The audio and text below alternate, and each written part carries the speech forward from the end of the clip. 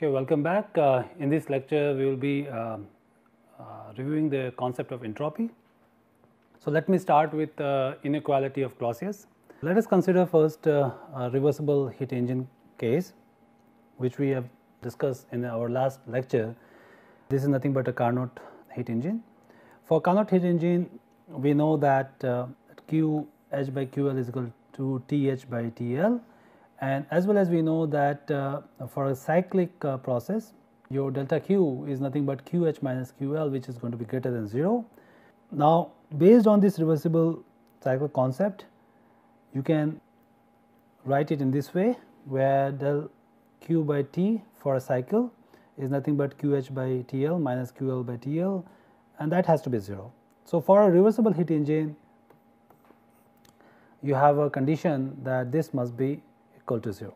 Okay, del Q by T should be equal to 0. In general, whether it is reversible or irreversible, for all cycle we can write in this way, and this is nothing but your inequality of Clausius. So, in order for a process to occur, this particular inequality must satisfy. Okay, and this was proposed by Clausius and is valid for all cycles, whether it is irreversible or irreversible. For both the cases, it will be valid. Now, let us consider process or processes which changes the state condition on a from 1 to 2, okay, and this is drawn on a PV diagram. So, if you consider reversible cycle A and B, okay, which could be totally or internally reversible, we can write down the cyclic value of dq by t equal to 0 because of the reversible cycle. And if you are following 1 to 2 over A plus 2 to 1 on B, that could be one particular cycle. Similarly, you can take another cycle and you can write the same expression, but now on C and B. Using two relation, you can show clearly that this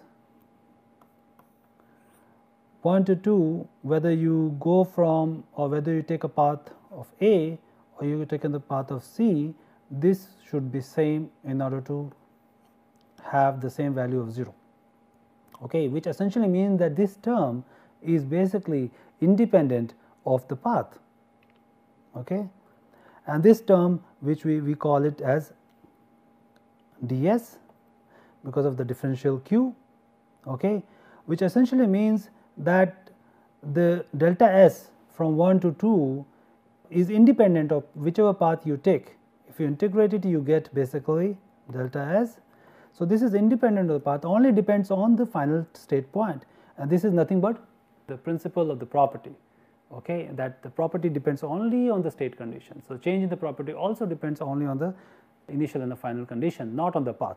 So, that is what we defined as the considering this is a reversible, we make use of this internal reversible and a condition that this is true, assuming that you have reversible process. Okay. Now, so for the case of let us say isothermal process, okay, where the heat is being supplied and temperature is fixed, your delta S in this case of the system will be nothing but, since the temperature is fixed, will be nothing but simply Q by T0. Okay. So, for the case of here 750 divided by 300 Kelvin, it comes out to 2.5 kilojoules per Kelvin. Okay. Now, let us consider again a cycle. Now, in this case you have a reversible and an irreversible process which constitute the cycle. So, we will be making use of the Clausius inequality. So, let us say 1 to 2, okay, could be reversible or irreversible, and 2 to 1 is basically reversible or internally reversible. So, considering this, you have 1 to 2 plus 2 to 1, which is internally reversible, and this, for this we know this is going to be delta S, S1 minus S2. So, we can now make use of this expression in order to rewrite in this form, okay, that means S2 minus S1 is greater than or equal to 1 to 2 del Q by T. So, in the differential form, one can write ds greater than or equal to del Q by T. Okay. So, which essentially means that entropy is increasing. Okay. It is not just equal to this, but there is another additional terms which are coming, which is we call it S generation. Okay. So, for the case of a closed system, entropy change during irreversible process is always greater than the entropy transfer due to heat transfer between the system and surrounding. Okay. So, this is the heat transfer due to heat transfer between the system and surrounding. So, for the irreversible process, there is a certain S generation which is due to irreversibilities. Okay, that is S generation. Now, S generation or entropy generation is always a positive quantity or 0 for reversible process, okay, and it depends on the process. Entropy for an isolated system during a process is always greater than or equal to 0, that means, okay, because if isolated you have this will be 0. So, S generation is always greater than or equal to 0, and thus delta S isolated will be greater than or equal to 0. Okay. So, in other words, the entropy never decreases, entropy always increases or remains constant, and this is the concept of increase of entropy principle. So, as we know, based on this, the entropy is a property, and similar to the other properties, you can also make use of thermodynamic tables, the graphs, steam table and so forth, to understand or to calculate the changes in entropy, as in the case of changes in internal energy or enthalpy. Okay, so, this is an example of TS diagram, temperature versus entropy, specific entropy diagram. So, this is the green line is basically nothing but vapor liquid equilibrium. So, this is your compressed liquid, this is your superheated liquid, this is your two phase system, liquid and vapor. And in a similar case, as you have done that for U, for H, okay, if the equality is given for any point in this region 2, you can find out S by simply saying U of F plus X U of F G. Similarly, you can also write S as SF plus X SFG. Okay. And if you do not have information for the compressed liquid, we will make use of the similar approximation as done for enthalpy, that S is nothing but S of saturated fluid at T1, okay, for a given state point. The entropy change of a specific mass m during a process is simply nothing but small m multiplied by delta small s. Okay. So, this you can get it from the tables. Okay. Similarly, similar to what you have done that for delta u or delta h. Okay. So, let me just summarize here. The entropy, as I said, the entropy changes are due to heat, and if there is a flowing condition due to the mass also, you can have the entropy change. So, for the case of a fixed mass, the entropy change is due to the heat transfer and due to irreversibility.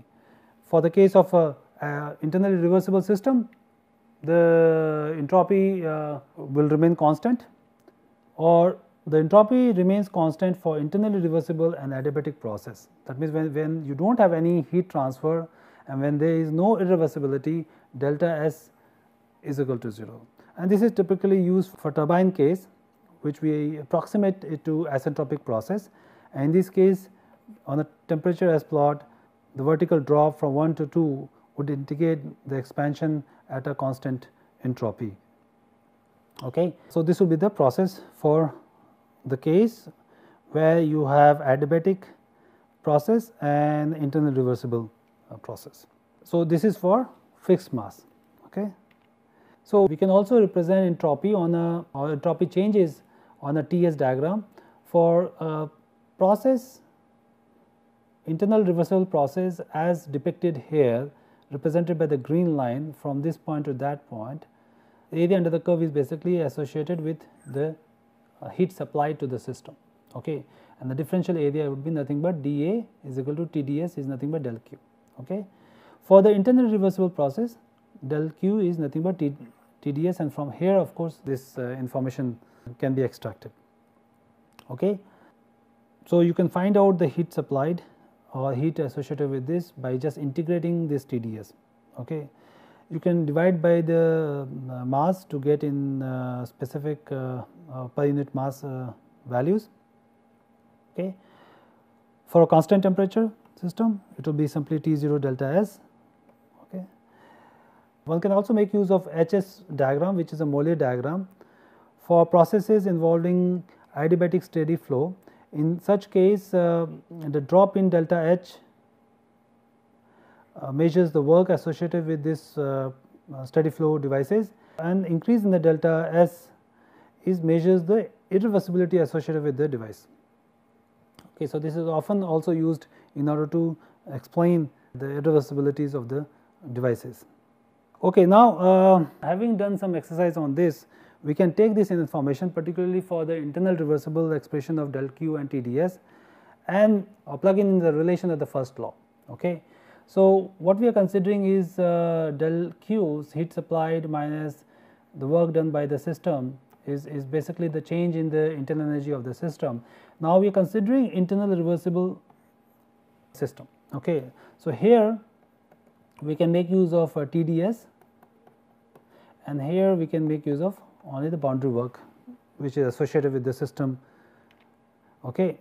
So, if you do that, you have this relation which you get, okay, or in per kg you can write it in this form. Now, from here we can find out del ds by dividing by T, and you can find delta S by integrating it. Okay. Now, you can also make use of the expression of enthalpy and write this expression instead of u, you can rewrite instead of u, you can rewrite this expression in terms of H. So, H is equal to u plus PV, in other words dH is equal to du plus PdV plus V dP. You can write du now as dH minus this term, okay, and thus you can get this expression. So, from here, as I said, we can find out ds in terms of changes in the du or changes in the u and v. Here in this case ds is can be related to changes in the h and p. So, if you integrate it and if you know the relations of the internal energy or enthalpy in terms of the pressure and the volume, you should be able to find out the change in the entropy. For the simple cases, it is easy. Okay. So, let us take some simple examples. So, for the case of a liquid and solid, we can consider that the volume hardly changes, and thus your dV is equal to 0. In that case, if you take out this expression in terms of u, ds is equal to du by dt, ds is equal to du by t. It can be simply written as C, because for the case of liquid and Cp you can approximate Cp is equal to Cv is equal to C, and thus du is nothing but C times dt. Okay. And thus you can get this expression of the delta S in this form, where C can be taken out as an average. For the case of ideal gas, you can write du as Cv dt and dH as Cp dt. Now, this you have two expressions, one is here and another one is here, which is based on H. You can plug in this appropriately, okay, in order to find delta S here. Okay. So, you can get these expressions in a very simple way. But in general, if you want a delta S, you should be able to integrate this term separately, okay, for the case of u, and similarly you can do that for the case of H. And what we need is basically relation of this, and since this is something which we are going to focus more in the later part of the course, making use of the volumetric property in order to get this kind of changes in delta S and other thermodynamic properties. Okay, so let us focus now on the entropy balance. Okay. Now, entropy balance for a given system can be represented in this schematic form, where the total entropy entering, which is S in, minus total entropy leaving out plus total generation should be the change in the total entropy of the system. Okay. In other words, in a simpler way, S in minus S out plus S generation is equal to delta S system, and this is basically nothing but the increase in the entropy principle. Okay. Whereas delta S system is nothing but S final minus S initial. Now, what are the different mechanism of entropy transfer? Now, beside heat transfer, you can have also the due to the mass for the open system. So, S heat for a constant temperature is simply Q by T, okay. That is due to the heat entropy transfer by the heat. If the temperatures are changing across the boundary, you can also make use of summation of heat at different part of the boundary, and this will be your Qk divided by Tk, summation of that. Okay. Entropy transfer due to the work which is ordered form of energy is going to be 0. Okay. Anything which is associated while, for example, considering the shaft, the entropy is being generated only due to the friction associated with this. Okay. So, in addition to the heat transfer, you have also due to the entropy transfer due to the mass. Okay. So, if the fluid is flowing, it also brings entropy into the control volume, and that can be written as simply S mass is equal to m times the specific entropy. And if the property of the mass changes during time, you can make use of these expressions, which is well known. It is S times the density times the volumetric normal velocity multiplied by the cross sectional area. Okay. Or in general, S mass is equal to S times the differential mass, okay, which can be written in this form. Okay, so let me get back to the entropy balance here. As I said, is S in minus S out plus S generation is equal to delta S system. S in minus S out is due to the entropy transfer by heat and mass. Okay, this can be written into rate form. Okay, and this is what we have written also earlier. So, in summary, S in is due to mass and heat, S out is due to mass again heat, and delta S system, the change is due to the changes in the S in minus S out plus the S generation. For a closed system, we can write down S in minus S out